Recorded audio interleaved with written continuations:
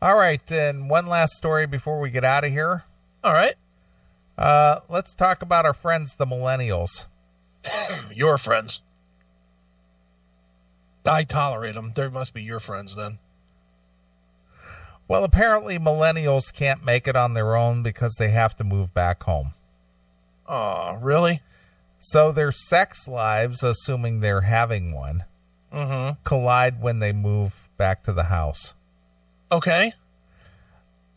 According to the Pew Research Center, 15% of adults between the ages of 25 and 35 were living with their parents in 2016. 15%? 15%. That were at least 25 years old? Between the ages of 25 and 35. Oh, boy. Okay. That seems like a high number, but okay. It is a high number. If your adult children didn't finish college, yet one in 5 of them is likely to keep shoes beneath your couch and dirty clothes in your bathroom floor, more than any generation since the 1960s.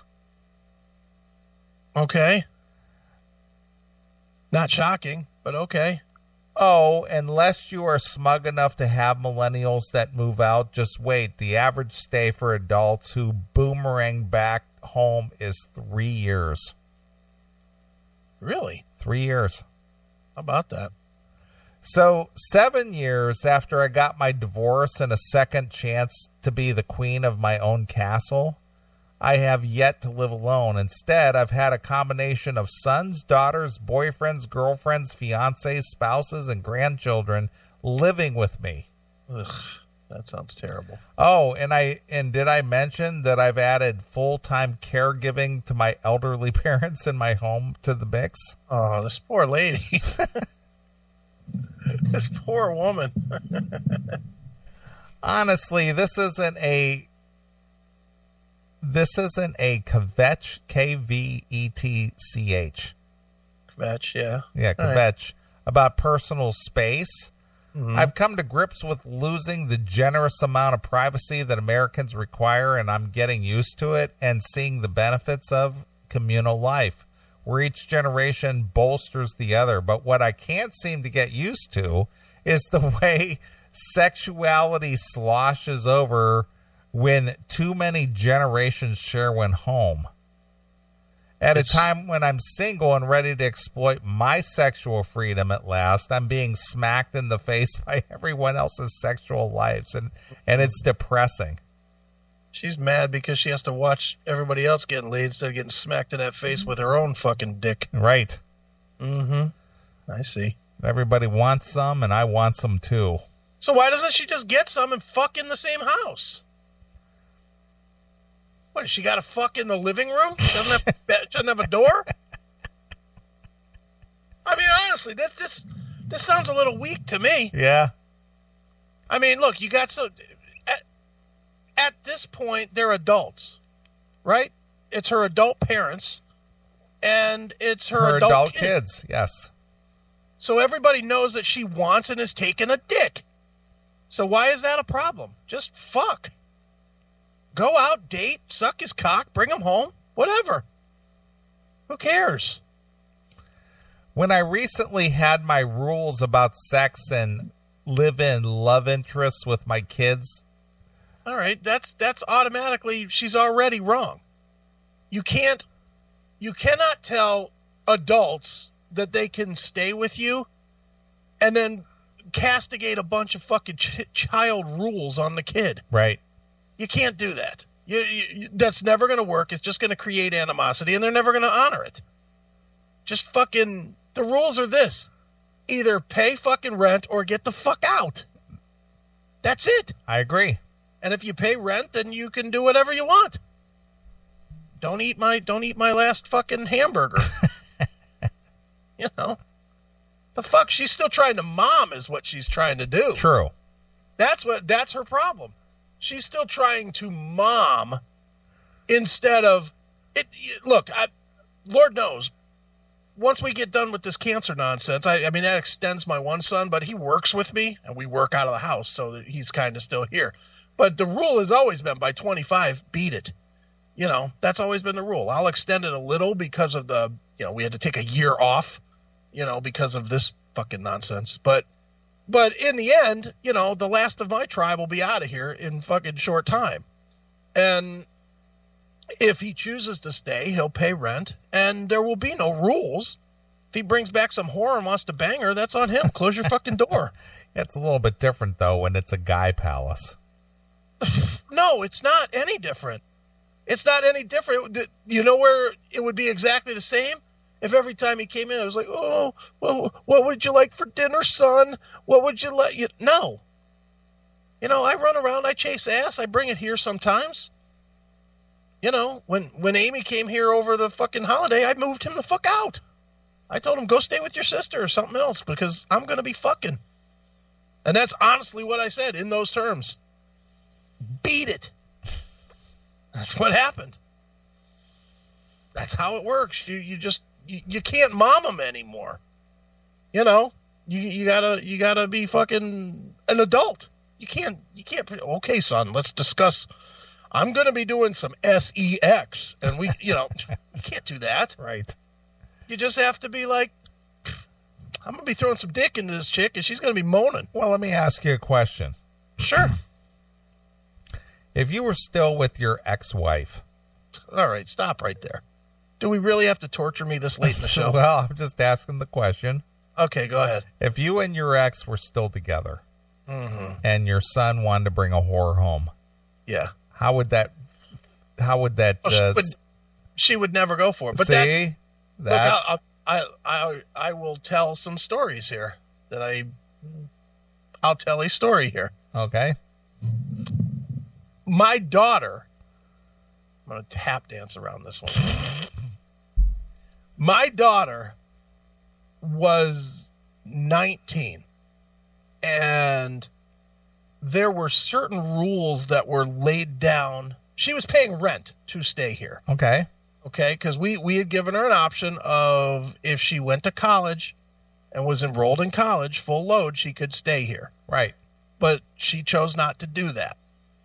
After the first semester, she chose not to do that. So then the options were she could get her own place or she could pay rent. And she chose to pay the rent. And there were certain rules that were put in place, even though she was paying rent, that were not put in place by me. Mm-hmm. And she was like, she freaked the fuck out about it and came to me one afternoon and said, you got to help me get the fuck out of here. And I literally took her the next day and we found her apartment and signed for her lease. Okay. Because there were those rules. Right. That just were not to her liking. There you go. So this plays right into where this story's sure, at. It does, but it still wasn't right. I'm not saying it's right. I'm just saying that guys in general, not all, but a lot, guys are a little more lax on that kind of thing. Yeah, well, you're assuming that I'm saying that my ex had those rules, and since I don't talk about my ex, well, you just confirmed that those were rules that you were not a part of. That doesn't mean they could have been the cat's rules. They could have been anybody. Well, I'm just saying. For legal purposes, they could have been anybody else's Well, rules. it doesn't matter. I just know how it goes with the woman in the house. Right. No, I agree, but this lady in your story, is complaining that she can't have the quote unquote guy life, the guy rules. Mm-hmm. But she can. She's not choosing to. True. But she feels she's mothering that, and she feels that she doesn't have the freedom to just do as she pleases without traumatizing her kid. No, I don't even know if it's traumatizing. It's just I can't be myself when you're here. She needs to have the real conversation with her kid. I will guarantee you, this is a woman that still talks to her kid like her kid is fucking 12. Probably. This is not a woman that talks like a real woman to her kid. Because if it was, then the kid would have no problem with the fact that she's taking it in the ass. Right. In her bedroom. He would have no problem. The kid would have no problem with it. She would have no problem with him knowing it. She'd be like, "Yep, I'm gonna suck his dick here in a little while. So you guys are gonna have to go play the games in the basement." Sure. That's good. That would be the way it would work. But she can't be that honest because she's still in that whole mother thing. Well, most people can't be that honest. Why? Well, I'm not saying it isn't possible. It's just that most people are very uptight about that kind of thing. I guess. I mean, maybe I'm probably the oddball in this one because I tell my kids I don't give a shit. Right. No, my kids know if a girl comes through that door, the intention is that her clothes will be on the floor at some point. Right. That's kind of the impression, But what? It works that way. That's the part that I don't understand is why would you not give the realistic impression? Because then what? Do you think you're being smart?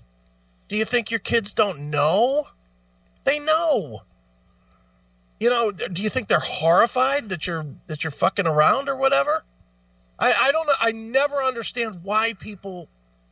Why once I get it the year that your kid turns 18 or something. You don't want to go from, "Oh, yeah, son, let's go and see your play at school" to, "Hey, let's go look at bitches at the tit bar." Right. You don't want to go that drastic. But by 22 years old, where they've been out in the world a little bit, you just got to be real with your kids. Sure. They become, an adult relationship with your kids, in my opinion, should be much more like really good friends, Maybe occasionally you gotta fucking drop the hammer a little bit. You gotta be the dad or the mom or whatever. But for the most part, it should just be a, "Hey, let's go grab a fucking dinner. Let's go get some lunch. Or do you want to watch the football game with me or what?" You know what I mean? It shouldn't be, "Okay, son, let's come over and have a grown-up discussion now." Right. That's bullshit. Yeah. All right, to get on with the story here. Well, I certainly had my rules about sex and live-in love interests when my kids were teens. I couldn't really imagine telling my live-in daughter, a 26-year-old married mother of two, that she and her husband couldn't sleep together on the same roof. The same went for my son, who was in a committed relationship with a lovely woman, now his wife, for 5 years while living in my home through his 20s. But the longer we live together in extended household bliss, the more our intimate lives collide. I've talked to other single women of certain age and found I'm not alone. As our adult children fail to launch and our parents move in with us, we're not finding condoms or KY jelly mixed in with the household groceries. Our parents with dementia take their places at the dinner table, bringing their inhibition-free potty mouths with them. Any of the following scenarios could happen. We find sex toys under the couch, which are not ours. We knock before entering our own front doors, lest we find somebody's significant other dancing in a birthday suit in the kitchen. Everyone from 4-year-old to the 94-year-old suddenly can't remember what clothes are for. At any given moment, there may be too many people in the bathroom or in a closet. We have to go get our dad at the senior daycare because he won't stop having sex with people. What kind of fucking world is she living in? That's what I'm wondering. This is like a free-for-all here. Yeah, no shit. When you live in any community, even like a college dorm. Yeah, you kind of respect everybody's space. Yeah, that's what this sounds like, is a college dorm. More or less. This sounds like an army barracks. Yeah. This kind of shit. I mean, we definitely, when I was in the service, there was definitely a lot of fucking in front of people. There was a lot of that went on. But that was because that was the only space we had. Right. If you had anytime we had a door to separate us from the other people, you took the room with the door. Right? You would think so. I mean, that would even me who never gave a fuck about anything. If my options were to fuck in an open bay or go into a door, I'm going to the door. Sure. I'm going behind the door and fucking. Just was like a rule. Other people's thong underpants find their way into her laundry. Discarded pregnancies test. Scream from the bathroom garbage can. That shrill noise in the middle of the night could be a nightmare or something much more primal. Oh, I long for prudish boundaries and inhibited love. I want to be able to unsee again. Well, then why are you putting up with it? Yeah, you should. Why are you allowing these kids to move back in anyway? Yeah, you can allow them to move. Something bad happens. I mean, the difference is between kids and adults when they're like 22 or whatever. They're not in a place where they can fucking wing for 2 or 3 months usually. They get fired. Well, 2 weeks later, they have no money. Sure. So in that case, if your option is for your kid to be homeless or not, you let them come back for a small amount of time. Yeah, but according to this article, it's 3 years. Yeah, but that's on her. I agree. You can't do that. You gotta say, look, this is the way it is. You can't, you and your chick, you both better be working at fucking McDonald's or something. And you both better be finding yourself an apartment somewhere. You got 6 months or whatever. I don't even know that I'd go 6 months. I'd probably be like 3 months. Yeah.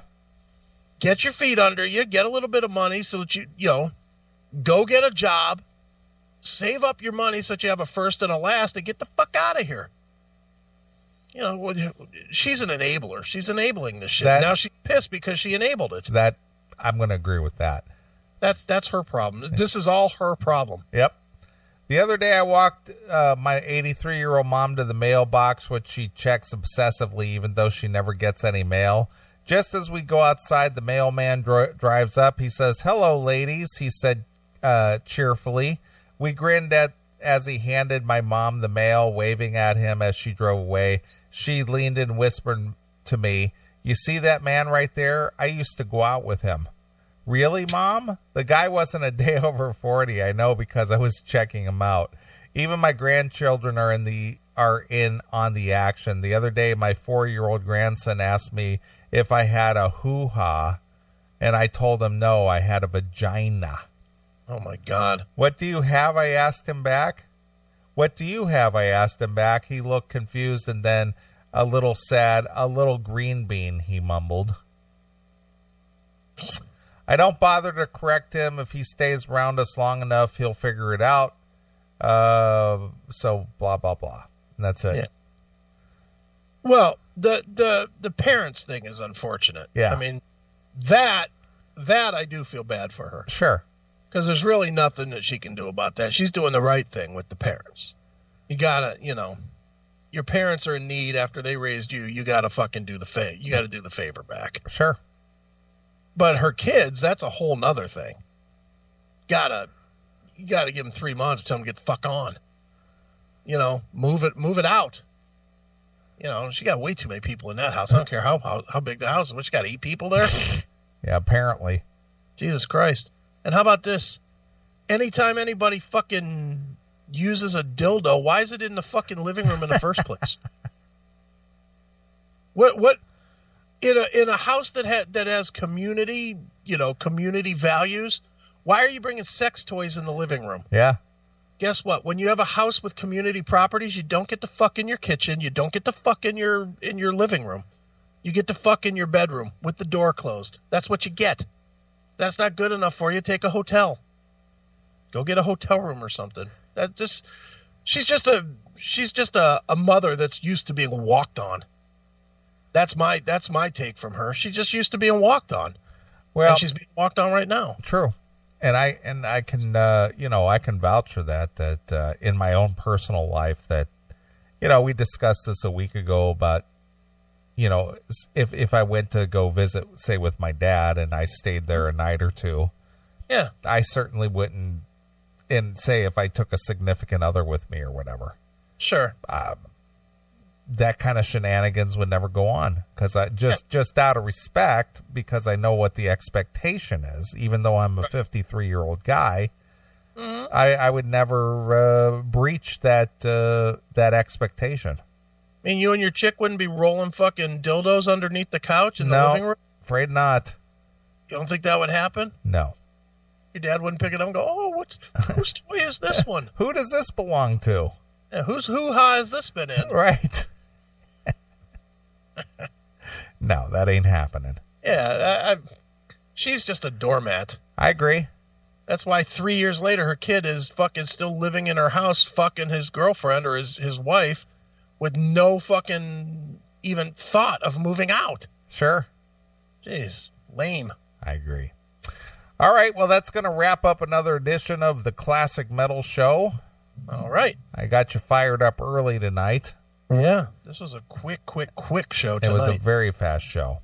Yepper, love it. All right, well, we're going to get out of here. I saw Kendall in the chat room chatting up with about her interview and her meet and greet last week with Dawkins. Right. And during her interview with Dawn, she was mentioning the Erase the Slate release. Yes. And probably one of my favorite tunes off that disc that I saw being mentioned in the chat room is called Drown. Cool. So this lady is drowning in her problems. Yeah, no shit. So we're going to get out of here. We'll be back next Saturday. We'll be doing this thing all over again. So everybody have a safe and enjoyable week. So until next Saturday, this is Neely along with my very good friend Chris Aiken. And we are gone. Bye, kids.